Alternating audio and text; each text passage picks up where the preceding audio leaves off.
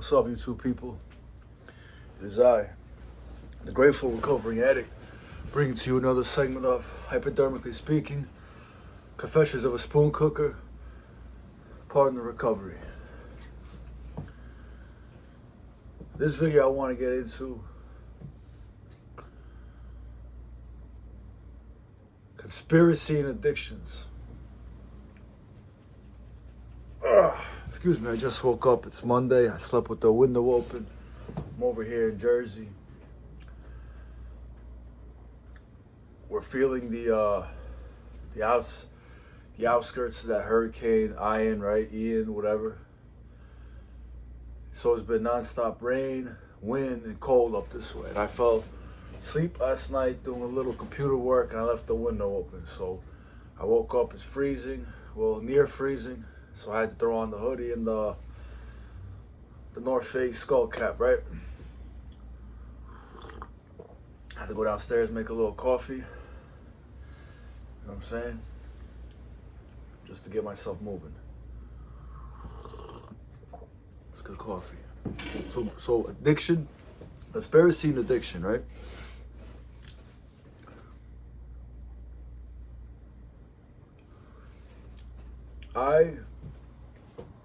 I'm a grateful recovering addict, right? I'm not perfect. I'm never gonna be perfect. Perfection is not what I'm striving for. I would like to get it right 100% of the time, but the reality is I will probably not get it right 100% of the time, and that is a fact I have to accept. I know a lot of people that lost their lives to addiction. I have, started from when I was a kid. On my birthday, my uncle, he died from alcohol, right? He died on a stoop, alcohol poisoning on my birthday. We passed by him, and then a few hours later, police are at the door knocking in New York, saying they, to identify the body, right? It's messed up. We saw him. We walked past. He was sitting on a stoop on another block, and he was hanging out with one of his retarded friends, and he goes over to me and goes, "Don't tell, grandma."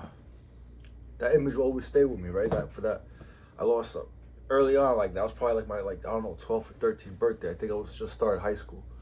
I lost an uncle. I lost a girlfriend to overdose, fentanyl, I believe, heroin.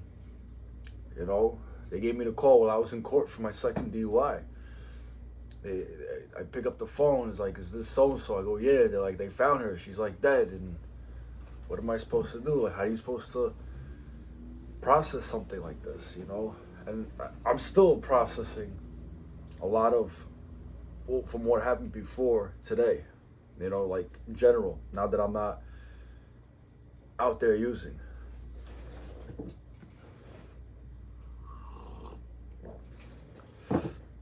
My life is better without those substances. Anytime I think I want to use it, make any attempt to lie to myself that this is okay, it's not going to turn out okay. And I know this, right?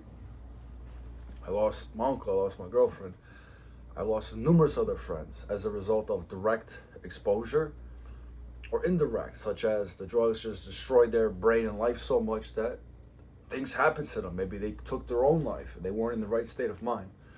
I overdosed at least 6 times that I can remember. I'm pretty sure it's more, but at least 6, 7 times that I'm sure of. I woke up with the needle in my chest for falling on the bathroom floor. I've woken up to the ambulance people. I've woken up in a friend's car for them circling Newark Airport, not sure what to do with me because they're afraid to take me to the hospital and get in trouble.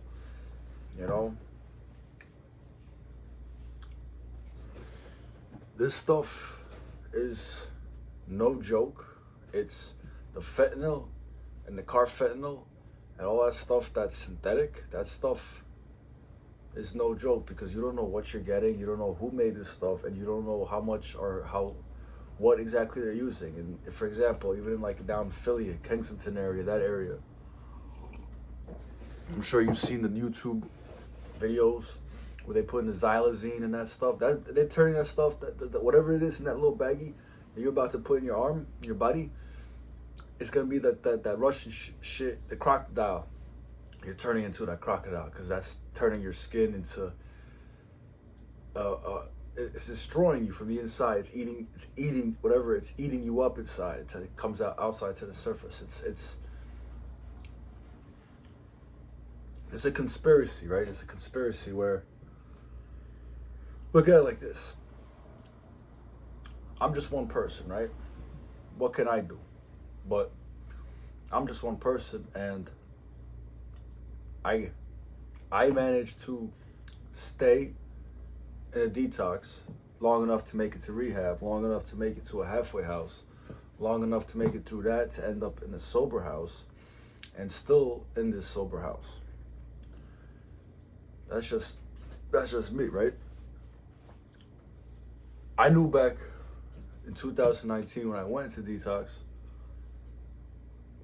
it was going to be a long journey for me. It was going to be all or nothing. I had to put in the effort if I wanted to make it this far. I knew what, for the most part, what it would consist of, the work putting in, right? Come here. And I knew it wasn't going to be easy, and a lot of things will come to this, bubble to the surface. As like I said, I'm still processing a lot of this stuff, because I would like nothing more than to see my girl at least one more time, hug her, and, but that's not gonna happen. So I have to move forward. I have to continue staying on this path that I'm on for myself, not only for myself, but for others out there that find themselves in the same situation, more or less, right? So the conspiracy I'm about to tell you is this. I just told you one person is capable of doing something for themselves. Text messages, okay. So look at it like this. I'm, whatever, me, you, whoever, right? But look at the people that they say control the world, right? Have the most authority and influence. They control like the resources and media, means of production, and determine wars, all that stuff. Those guys. I'm not gonna, name specific names because I don't know 100% for sure who, what, right? But these people exist, and they're living this reality, and they're on this planet. You would think with all that power and authority and influence that they have, they're capable of doing something positive, right? They're capable of doing good for the world. But every year prior, looking back, it's just the world is getting worse and worse and worse. It's like every year they have the chance to like, okay, it's New Year, let's go, clean things up. We know last year we had, hunger and disease and drug addiction and global warming and yada, whatever. Let's do something about it. But they don't do anything about it. It just gets worse every year. It doesn't make it a lot of sense, because another thing too is like I said, I'm only one person, and I was able to do a lot of, all right, give you an example too, like not even with the drug addiction at work, right? Like when I started where I started, I got my sponsor at the time of the job. So it was me, it was my sponsor and these two other guys.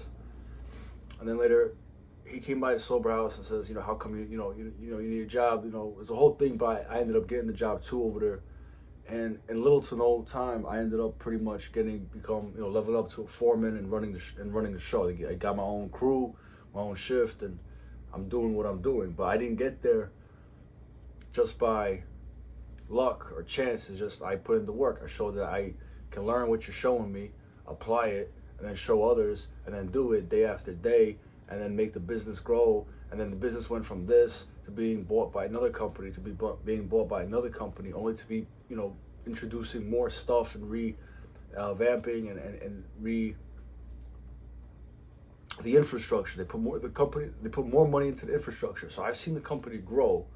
I'm not saying I'm taking all the credit for this, but like since I got there, it's been a significant change, and I've been there for that whole process. So it's definitely not me because I don't have the money, but it's definitely me because I've been there to contribute my end of the process. So I put the positivity and the work in to make this place grow, and after a few years that I've been there, it's becoming a good business. It's running well, right? That's on a small scale. You take these people like in the world that have the power and the ability to do something with it, right? But no, the drugs keep coming into the country. The natural disasters keep occurring. They have the technology to control weather, and they have the drone strikes and the AI. They have all this. They have all this, and yet they continue to.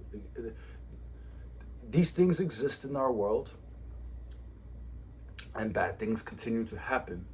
And I'm saying my hypothesis is that there is a direct correlation between the people, if you want to call them people, if they even are people, that there's a correlation between them and the bad case scenarios, the apocalyptic biblical events, destructive events, the negativity. This is this correlation between the two, right? It's easier said than done saying if I was in control of the world, I'd fix all this. But it's pretty simple to control things if you have that much power. They have the ability to shut off a bridge when Christie was trying to do this, and I know the state trooper and the cop, because they ended up fighting in the town. They fought over one guy's wife that cheated. I know that whole story, but I can't really get into that. I know, a lot of things, a lot of different things I can't get into, but they have power, like even on smaller levels. I was just talking with my cousin yesterday. I should record the conversation. I don't know if we were talking about making a podcast, but he don't seem to believe too much about that. He's just, he's agnostic or gnostic, whatever. But you gotta believe in something, right? Like there's documents, and my point being is that the conspiracy with addiction is that they just blew up that Bilderberg, the Georgia Guidestones. I don't know if you guys remember about that. Also too, this October, they're saying the World Bank. There's a whole lot of all this information is put in front of you, right? And you choose what you do with it, and then if it you gotta look at it sometimes it's overwhelming, but at the same time too, you see they're spoon feeding you little by little what's gonna happen, because them who is in charge, those people, right? They're not allowed to do nothing without announcing their plans prior. That's a rule they have to follow by. Whoever came up with that rule, I'm not 100% sure exactly what's the reason for it, but they're not allowed to move unless that's the way they move. They announce their plans.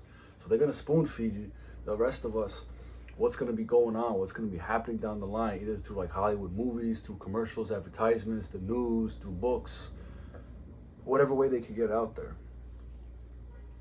And that's just part of their plan. The other one is the Georgia Guidestones. They want a population below a certain number. So they use every and any means at their disposal to make these things happen, right? So the drug thing, the conspiracy, they want to keep this going because not only are they, profit. What's profit? They print all the money in the world, which I don't understand. If they could print all this money, why are you still collecting taxes? What it is from getting my taxes is going to help anybody. It's going to help you. It's going to do anything if you're printing all this money. You could just print up my taxes and let me keep mine. You don't need it. Another thing, they're printing all this money. I knew back in 2020 when this whole thing was going on that somewhere down the line we're gonna have to pay for this. We're gonna end up owing for this, right? They're gonna get the money now, but we're gonna end up owing 3, 4, 5, 10 times more what they gave us back in 2020, and it's gonna continue. It's just a runaway train. It's gonna keep going. So they have the opportunity to do something positive, but yet is that every time you hear on the news is that this and this administration just don't seem to be solving any problems. They're just saying that there's more problems than solutions. He just reneged on the student loans. He says something about that you're gonna have to pay them back. There's no forgiveness. There's so many things that don't make sense, and that it just why? It doesn't make sense. So. But here's what I've learned from this whole thing. Here's what I've learned. My life got better by not by not using and not drinking. Okay, so this is what I know for sure. Like, I'm not a person that can responsibly drink or use drugs to a point where it's recreational, right? It's not gonna happen. It was a lot of work to accept that, understand that, and apply that, right? And my life is better for it. So once you, all right, so in recovery, right? I don't know. All right, for me, I've been using for first time I ever did something. I'm pretty sure it was like 10 years old, maybe a little bit younger. Who knows? I drank. I'm pretty sure it was alcohol, maybe even tobacco, right? That progressed slowly into like by the end of 8th grade, I was, that summer I was pretty sure I was at least drinking some beers, maybe like passing around a cigarette with some friends. Then I know in high school I was smoking the weed. I was able to buy my own packs of cigarettes. So I had packs. I was able to buy beer, right? From in New York, you can get whatever. So by high school, I know I was drinking. I know I was smoking weed. I was selling weed, and I had cigarettes. And then later, also in high school, the kids in high school, because I went to high school in the Bronx, the kids that lived in Yonkers and Westchester and that part, they introduced me to prescription drugs. They had the Percocets, the Vicodins, the Xanax, the footballs, and the bars where they had all that stuff. So I became familiarized with this, and I was using and selling, right? So I was doing a little of both. I was selling this and I was using this, and got involved in that whole thing. I graduated high school, went to college. I was still using. I was either getting from them still. I kept their numbers, and or when I moved to Jersey, like I was able to get stuff. The other thing is, when I moved to Jersey, I never knew about heroin until I moved to New Jersey. The only time I ever heard about it or seen it was like in movies. I moved to Jersey. I met up with these two other dudes that were in town, right? And they were going down to Newark to get stuff, so I'd go down with them once in a while to get stuff, either to go back and sell or use. And they would get the heroin. Back then it was still the heroin. Like you kids don't even know, like there was heroin, like, and then beginning you sniff it, right? And then like it's strong, it puts you on your ass, and like, but it wasn't like this fentanyl stuff, because I remember later down the road, like 2000, probably like 18, 19, that's all it was, fentanyl. It might have been a little before that, but like used to like mix it up with, it would look like iced tea, right? When you used to bang it, and then like the fentanyl made it look clear, like cloudy, like white. So it's like I noticed something different, but like you hear about this fentanyl, so you're just like, it's just more potent, it's gonna be all right. But that stuff is just, from an addict perspective, you might like it because it gets you right, but there are no good drugs left anymore in the world. Even they found a way to screw up the weed. They're making it in medical marijuana, and they grow this stuff in like laboratories. They put chemicals and steroids, so who knows what you're really smoking. The alcohol in the store is so, you don't even know. Like they say it's like mountain fresh water for Coors, but like this GMO wheat, barley, right? So it's like you're drinking some kind of weird scientific potion. You don't even know.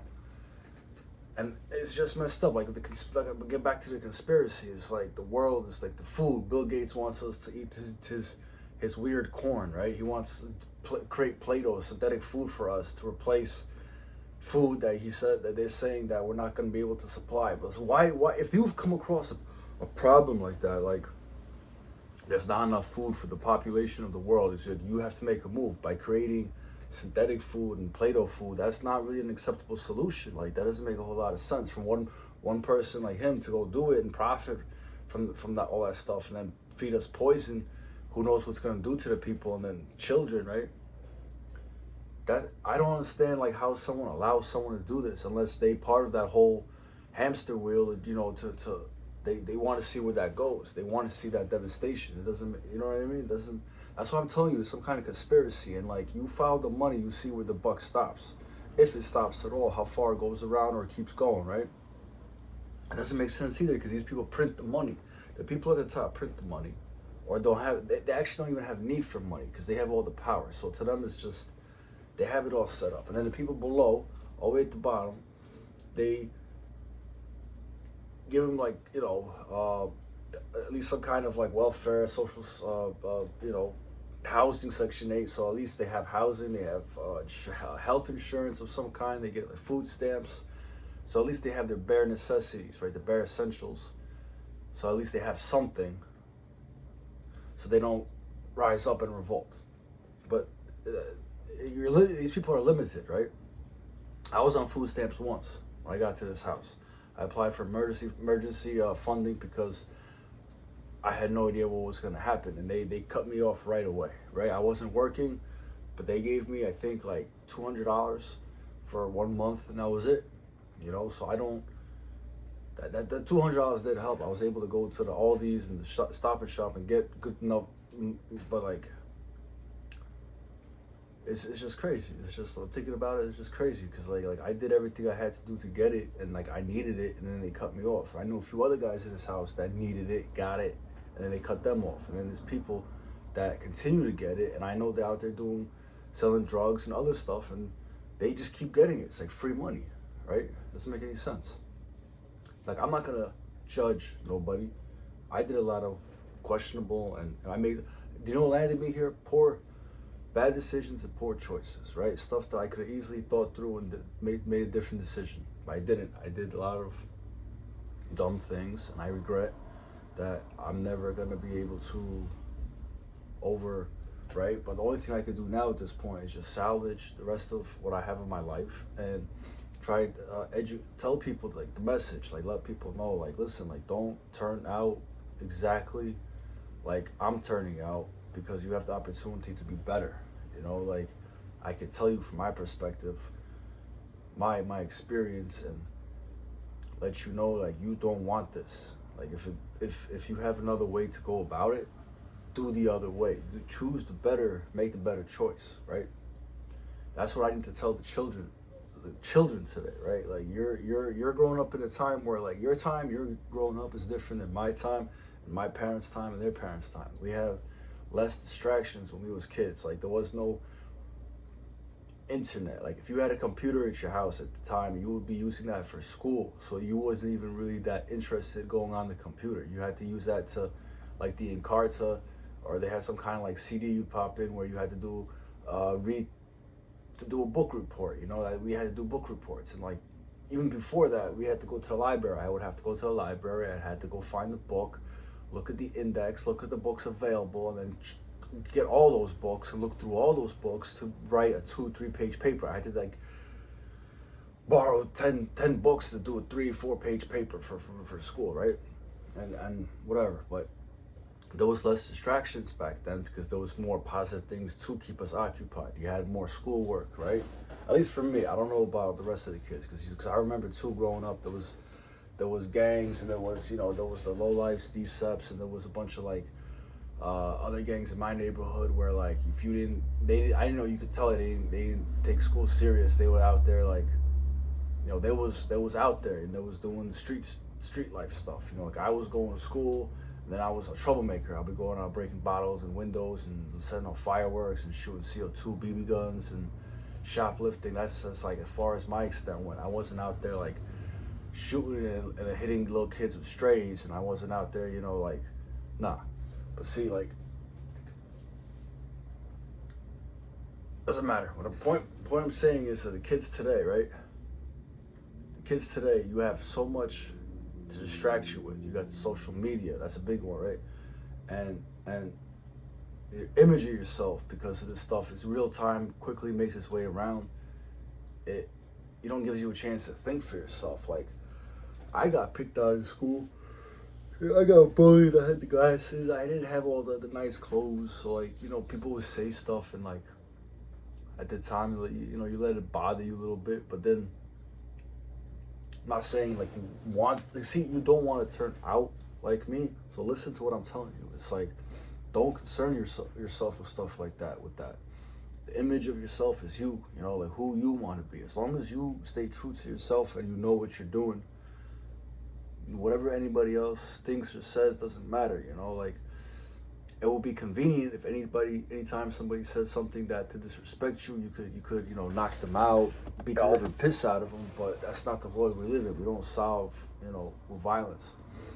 We use this. We use this, right? This used nowadays, your brain, right? You have to be smarter.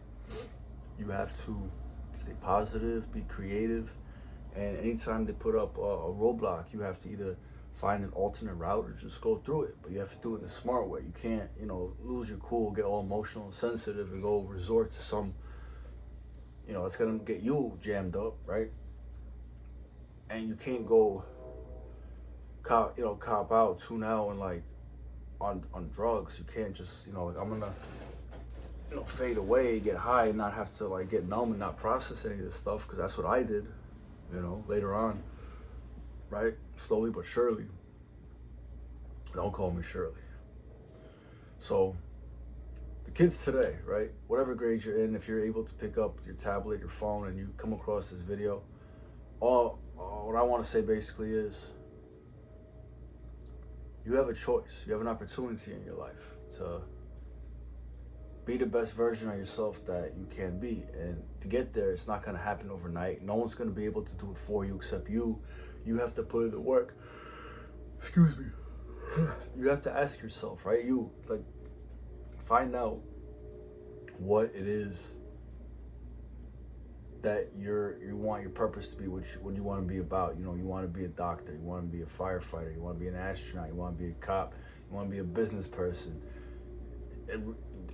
Be honest with yourself. Do you want to be a success? Are you okay with being a failure? Because whatever it is you want to do is your business. I'm just trying to tell you to go the positive route, the constructive route, rather than the destructive route like I went, and end up still being alive and end up having to pay for this and put in the work when you could go the other way and just not have to deal with the bullshit I put myself through, right?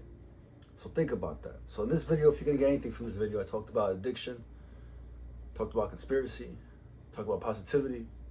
So it's no question that there's a conspiracy out there that's addicted to destroying your life. They want to be as destructive as possible towards me, towards you, towards a lot of people, humanity, to satisfy their own sick needs, and that's their agenda. And they're going to continue with fulfilling this agenda until it is completed, and they will go above and beyond to make it happen. So you come across this video, you stay positive, you stay strong. It's 3 months left in the year. Finish it on a strong, positive note. Look forward to 2023. Stack your gold, stack your silver. Make sure you got plenty of drinking water. Make sure you got firewood available. Make sure you got food, non-perishables, canned goods. Make sure you got your spirits up, you're positive. Because the way things are going is unpredictable. We don't know which way it's going to go. So always keep the faith. And trust and believe in Jesus Christ. Thank you for watching.